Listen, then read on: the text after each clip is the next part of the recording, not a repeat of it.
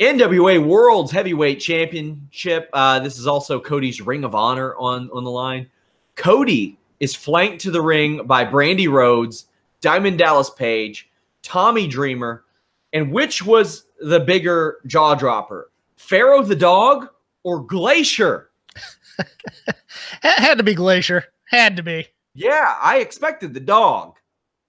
I didn't expect to learn in the last few weeks that Glacier was Cody's strength and conditioning coach. Man, I guess you got to be strong to push through that gimmick. He defeated Nick Aldis, who was joined by Jeff Jarrett, Sean Daivari, Super Random, and Tim Storm, which I totally enjoyed. Yeah, I liked that. I like that the NWA champions are kind of repping the company, so to speak. I always kind of did, and I like that. I like the juxtaposition of tracksuits and suits. I thought that was really cool too. Who was the guy with the? I didn't even think about. Yeah, that's an interesting take. Who was the guy with the gloves? I don't know. I'll have to find out. I didn't know who that was, but I liked Tim Storm. I have a soft spot in my heart for Tim Storm, especially what he did on the 10 pounds of gold stuff that Dave Lagana was doing. I thought they did a great job with him there. And it was nice.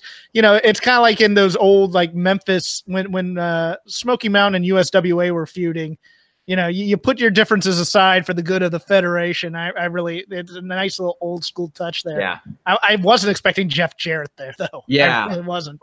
Without getting too much into it, if you all want to check out my thoughts on the NWA and Tim Storm thing, I had a long-form feature called From Old to Gold, and I interviewed a ton of guys about that. Tim Storm went from the guy that I sarcastically Wikipedia'd to find out who the NWA champion was to making me give a shit about that championship again. And Dave Lagana has done something special, and Billy Corgan has done something special, and not in the, hey, we're going to draw 4 or 5 million fans on a show or 10,000 to an arena thing, but just from a good content way. Somebody in the chat says, why Glacier? Glacier was a close friend of Dusty Rhodes, and Cody has retained that friendship. This match, yeah, it's a Nick Aldis match. What are you expecting out of Nick Aldis and Cody Rhodes? It was a good, decent to good match, but the crowd was hot. The crowd was not going to let this match fail, Jeff. I think the crowd knew how much this match meant to the people involved with it, and they were there for it.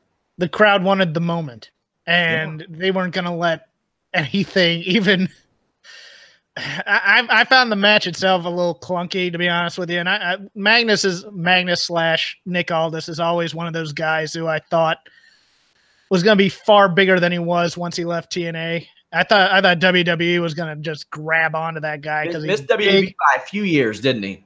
Yeah, because he's exactly what they wanted. Big, good looking. Him and Rob Terry, I think those were the two that I always thought WWE would always pick up on. Got to pass a piss test, brother. Very true. So the moment, and I had a lot of people saying this is really predictable, and I'm like, not if you followed the NWA title over the last year. It was predictable that Nick Aldis was going to smash Tim Storm and win that title the first time they faced. He didn't. Tim Storm beat him, and they ran it back. So also there was also the question, like, will Cody not want this on there? Like, is it, you know what I mean? Like the business. Is he too high? Is he too high profile for it? Can they afford him? A lot of all those other things. I really expected there to be a dusty finish here. I thought that Cody was going to win and they were going to reverse it. I'm glad they didn't. Both guys trade holds. Cody hits a suicide dive. Aldis suplexes Cody on the floor. A double crossbody separates them. Cody is caught flying over the top with a big elbow from Aldis, and they had to kill some time. I don't know what happened. I'm going to speculate maybe Cody forgot the blade. Yeah, I think he lost his blade. So Daivari comes over and pushes DDP, gets in the ring. DDP slides in. Now, this is one of those things. I don't know if they were killing time or if it's a part of the match. Have no idea, and I like that. Almost like the Josh Barnett, Jay White thing a few weeks ago. Like, I don't know if they were killing time or it was meant to happen at the time, but it worked. It got an insane reaction, kept the crowd hot. Well, it's funny because I thought something had happened at first when they had the X up and he wasn't moving. I'm like, okay, but when you saw his head was under the tablecloth, I went, okay, he's looking for a blade. He can't find a blade. Yeah. But yeah, the stalling I thought was okay. I was expecting, I mean, even more chicanery. I thought Jarrett was going to get involved with this too. I did too. I thought they were going to set up something for the 70th anniversary show with Jarrett, like Cody versus Jarrett or Aldis versus Jarrett. Cody fires up, catches Aldis with the Goldust power slam. Aldis throws Cody off the second rope with a fall-away slam. Figure 4 applied, but Aldis reverses it. Cody's back is hurt, but still does the Alabama slam. I really love that his offense is largely comprised of people he has adopted things from throughout his career. I think that's a nice touch. Aldis hits a power bomb and then does the cloverleaf. And I really think in a pre-match video package, they should have hammered home that that's his finish. Okay. Yeah, I wasn't sure if it was his finish. Exactly. You cover wrestling, you've seen it, but you don't know that it's his finish. Mm-hmm. Aldis pile drives Cody, and then Brandy covers Cody up, but Aldis is already airborne. A beautiful elbow drop, I thought. I didn't know Aldis had it like that. I loved the amount of heat this got with this crowd. It was great. Everybody loves Brandy, man. Good for her for doing that, because she is look, again, I put her over huge because she had a job for life that she could have kept even if Cody had walked, and she didn't. She left. So anything she does is spectacular, especially the army outfit later in the night. But yeah, she's an important part of that act. She's a real great manager. But I loved that the crowd was playing their role here and really got on Aldis about this spot. I liked that. Yeah. I think that she is way closer to a manager than a valet at this point because she's so involved. Mm-hmm. A disaster kick and crossroads, but Aldis kicks out. But a series of reversal leads to Cody winning with the bulldog pin or the Leo Burke finish, whatever you want to call it. And the crowd was like, they almost paused. Like, is this it? Is this the moment?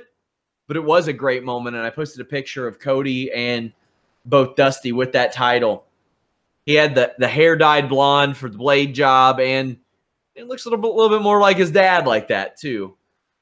What'd you think of the finish and the moment? I liked the deep – I always like the deep cover with the roll-up. I the leveraging, because it makes sense to me, because it looks real, because, you know, it could be real.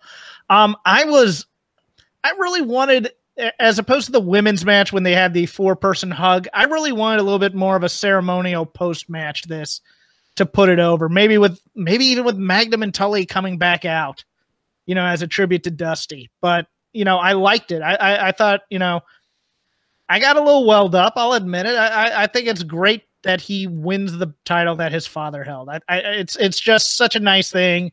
And especially on this show, it's the right moment to do it. I thought it was great. I did too. And part of me wondered, like, will Cody, because, you know, that people are going to say, I've already had people saying Cody booked himself to win. And I wondered if he wanted to be sort of exonerated from that type or absolved from that type of criticism.